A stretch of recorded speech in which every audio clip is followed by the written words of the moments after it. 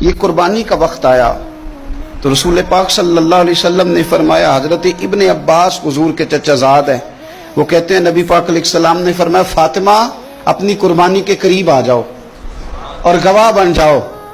فرمایا اس کے خون کا قطرہ زمین پہ بعد میں گرتا ہے، اللہ قربانی کرنے والے کے سارے گناہ پہلے معاف فرما دیتا ہے۔ حضرت فاطمہ کی شان اقدس پر بھی ہماری مائیں قربان، ہماری بیٹیاں قربان، کیا انداز ہے سیدہ کا، فوراً پوچھتی ہیں، فوراً امت کا بھلا کرتی، کہتی ہیں یا رسول اللہ صلی اللہ علیہ وسلم یہ صرف اہل بیت کے لیے ہے یا سارے مسلمانوں کے لیے؟ کیا کمال ہے، کتنا پیار ہے حضور کی امت سے۔ حضور یہ صرف اہل بیت نبوت کے لیے ہے؟